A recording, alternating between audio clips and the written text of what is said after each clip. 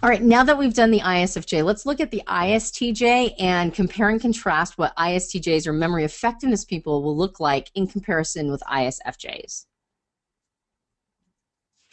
So again, we're talking about people who have memory as a driver. Now, I didn't really talk about this as much with ISFJs, but this is something that's going to hold true for both.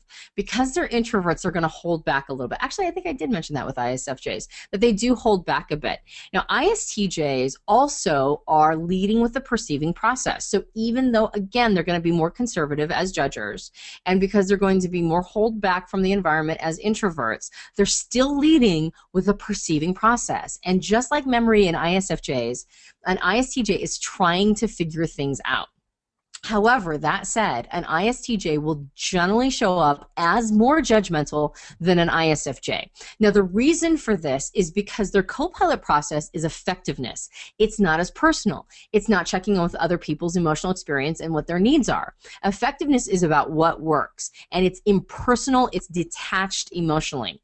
So an ISFJ will be less judgmental in general because when they go to their co-pilot process, they're checking in with you to figure out what your individual needs are, right? And if your needs are different than theirs, they'll still hold space for that, especially as they're getting more and more developed.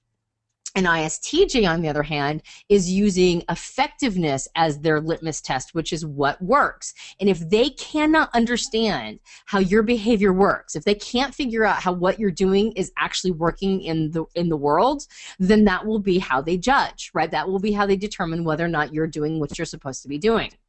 But at the same time, they're still leading with memory. They're still leading with something that is a subjective mosaic of all of their experiences, which means that they can be quite quirky, all right? And an ISTJ won't show up as quirky, just like ISFJs don't show up as quirky. They are quirky. They're individual and unique based on their individual unique experiences. So even if they have a fear of novelty, just like ISFJs do, or a suspicion of it at least, the truth is that nobody is like them. And so they will be fully novel. And the more they understand that, the less judgmental they'll be. Now, effectiveness is interesting because the more they get into effectiveness, you would think effectiveness, well, I did just insinuate that effectiveness makes them more judgmental. It's actually the truncated version of effectiveness. It's actually if they're skipping effectiveness, checking in with it just a little bit, and then going to authenticity as their 10-year-old. That's actually when they get the most judgmental. And the reason for that is that authenticity is based on how you feel about something, right? Now, when you're using authenticity as a driver, as a co-pilot, that is showing up as my ethical stance, right? Like what is feeling right to me? And it's very nuanced. As a 10-year-old process, it's a lot less nuanced, and it can forget the component of what's ethically right to me, and it can default to what feels right to me.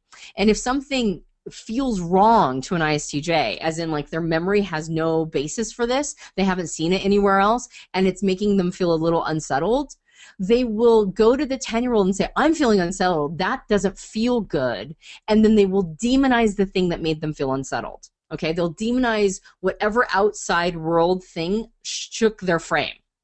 They'll think that doesn't feel right to me, and you're not allowed to make me feel bad. And that's when they become very judgmental. However, if they check in with their co-pilot of effectiveness, what works, a lot of times because it's not personal, like I'm not really thinking about how I'm getting shaken up, or I'm not really thinking about how this is making me feel unsettled, I'm more asking myself, can I see a context in which this behavior is actually helpful in some way?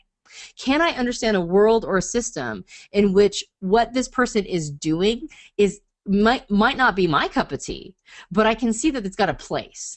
And in fact, I can utilize it. Somebody showing up in a way that doesn't make any sense to me, but is actually useful, I can do that. I can handle that. I can figure out a place to put that. So the more an ISTJ is going to their co-pilot process, the more they're getting okay with things that are out of their frame. And they're figuring out how to utilize it. Now, you would think that that would be them using the person, but that's, effectiveness is about seeing how people are resources, and that's not bad for them. We need people who have resource management on their minds. And so an ISTJ can actually be a very good manager. Now, more likely though, because they're an introvert and they're not as comfortable putting themselves out there, you're going to see some ISTJs as managers, and those are usually the ones who are the most developed, that have effectiveness, that they've really developed that effectiveness process. But if they haven't been doing that, usually what you'll see is them staying in a world that's very familiar to them. So they'll oftentimes, have the torch passed to them based on whatever their parents did. If their dad was a lawyer, they're a lawyer. If their parents were, a certain political affiliation, they're that political affiliation. If their parents were mechanics, they're a mechanic or a school teacher, or, whatever it is that has precedent for them in their life, they'll oftentimes gravitate toward the thing that has, familiarity to them. Now, as again, that co-pilot process is so important, because as they're developing as people, if they can see something as useful, if they can see something as fitting a system, even if they, it's not their cup of tea, they'll have more of an open frame for that thing because they can see its usefulness. And if they focus on developing that first and then go to their 10-year-old process, then they'll say, I can see how that's useful. And because I like utility and I like how people see me being useful, my authenticity can now sympathize with this thing. My authenticity can go, I could see how I would want to be honored for this. So I want to be honored for my usefulness, so I'll honor others for their usefulness as well, and I won't be judgmental. I won't just be checking in with like, well, how does this make me feel? It makes me feel out of frame and icky, so therefore it's wrong. It's that I can see its usefulness, and I want to be honored for that, so I will honor it as well. Now, another way that the 10-year-old can show up in a bad way is not just in a situation where things are out of frame, but in relationships. Because we're talking about a thinker here, we're talking about somebody who's more divorced from the emotional experience and will have created strategies to honor the thinking process and fewer to honor the feeling process. Just like all thinkers, if something makes them feel bad, they will have to figure out how to manage that, all right? Just like when we talked about ENTPs that might let things stack and then eventually explode. The opposite, or what happens when you're talking about an ISTJ or an ITJ in general, is that something will hit them, their emotional experience, and now they'll quietly lick their wounds, right? It's introverted feeling. It's about how I'm feeling. And they'll respond with an emotion that allows them to get distance, okay? The ENTP or the STP responds with something that viscerally connects, but it connects in a negative way. It's anger, right? I'm showing you my emotion. I'm showing you how displeased I am. Introverted feeling, though, will disconnect and create a wall. This is where you really see the invulnerability part come in, because they have that part of them that can get really hurt by another person, that can impact their emotions, and they don't know what to do about it because it's introverted, so they don't have really any expression for it, and that can be very painful. So they'll go lick their wounds, and they'll create an internal wall of pride or an internal wall of some emotion that allows them to stay, like put their flag in the ground and say, it's not okay for you to make me feel that way. Now, if they get caught in that loop, right? Now we have somebody who's an ISTJ who's very distant, who's very suspicious of new things, who fits an ISTJ, the worst stereotype of an ISTJ. But if they don't do that, if they make sure to go to the co-pilot process first, now you have an industrious ISTJ who understands how people can, can be fit into a system, how they're fantastic resources, and will honor the individual for being that resource. All right, let's talk about the 3-year-olds.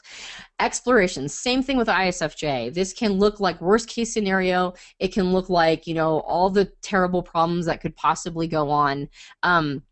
It will be usually more utility, like an ISFJ will fear maybe getting on a plane, but a lot of times they'll also fear for their family. An ISFJ will frequently call the people they love a lot if they're too much in the 3-year-old and check in on them and make sure they're okay, because they just got this feeling that something was terribly wrong. An ISTJ will usually show up less about fearing for everybody in their life and more about, are they going to lose their job, right? Are they going to lose their security? Are they going to lose the infrastructure that they've created that gets them day to day and creates stability? So an ISTJ is more likely to worry about losing their job, and an ISFJ is more likely to worry about, their son in college. Now, the healthy alternative, now ISFJs, because they are more home-oriented as a general rule, their creativity usually shows up in creating good experiences for others in the home or craftiness. One exception, actually I do want to mention this one exception because I think this is a fantastic example of an ISFJ, and I forgot to mention it before. Mr. Rogers, Fred Rogers of Mr. Rogers' Neighborhood, ISFJ.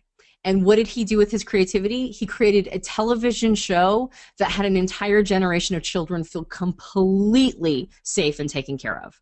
And he actually helped children go through emotional experiences and learn how to manage them. If you go back and watch Mr. Rogers' Neighborhood, those puppets, right, the little bit of creativity in the puppets were actually teaching you what to do when somebody hurts your feelings, or what to do when you don't get the Christmas present you want, or what to do when you're frustrated and can't figure out how to tie your shoes. Mr. Rogers' Neighborhood is, in my mind, the quintessential example of using creativity to help other people get their needs met and create positive experiences in childhood that you will grab as memories and bring with you into adulthood. I love him as an example.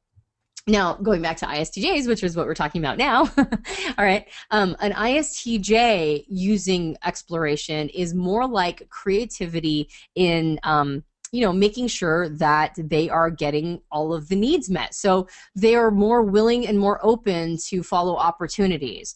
They're more willing to, to open their frame enough to go for a job that might be scary, might be new, but they're going to go ahead and continue to scale up in the business realm in order to have, the stability that their family needs. And they won't just bury themselves into one job and never, scale up, but they'll actually be more open to the idea of these new opportunities, learning new skills, learning things that they might not really conceptually get. Like, I've actually had STJs do profiler training. Now, an STJ doing profiler training is fantastic because this is a soft science, and you have to really be able to understand how this can be applicable in order to warm up to it as an effectiveness person. And I've had ISTJs take the course because they can see how it works in business, they can see how it will work in relationships, and so they'll open up that exploration 3-year-old frame in order to learn a completely new skill that might not normally feel comfortable to them, but they know that they can apply it in their lives. So that's fantastic. Same thing with the 3-year-old, though. If you're too much in your driver, you might enjoy interestingly artistic pursuits. A lot of times for an ISTJ, this will show up as either crafts or something similar to it. Like if they're male, it might be something to the effect of miniatures, like combining memory and exploration. It might be like Civil War miniatures that they paint, or something to that effect, or model trains, something from their childhood that they just really enjoy, and painting model trains or something to that effect. That's very stereotypically ISTJ detoxing. All right, so you can see how the difference in the co-pilot and the 10-year-old really changed the flavor. An ISFJ is going to be more sort of warm and interactive and open to your quirkiness because that's a need you have.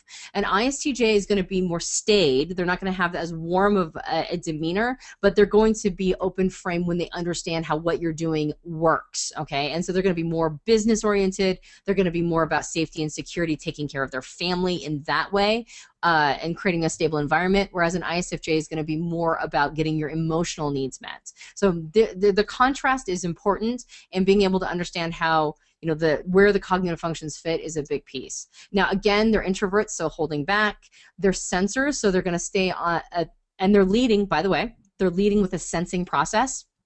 Just like when we talked about with those who were leading with an intuitive process are going to be the most comfortable at the top of the ladder of abstraction, those leading with a sensing process are going to be the most comfortable at the bottom of the ladder of abstraction, meaning that they're going to want things to be concrete and tangible if possible. This includes the sensation drivers as well, the ESTPs and ESFPs. Sensation is their driver. They're a sensing driver, so they're going to be more comfortable at the bottom rung, meaning they're going to want things to be as concrete and tangible as possible.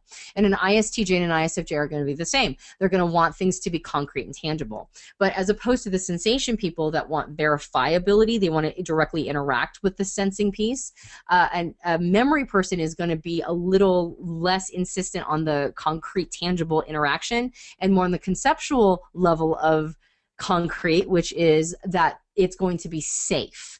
It's going to be reliable. It's going to be predictable. So even though they still want things to be concrete and tangible, it's not about the visceral interaction. It's more about what it means. The meaning behind it is that things are going to be reliable for them and safe for them.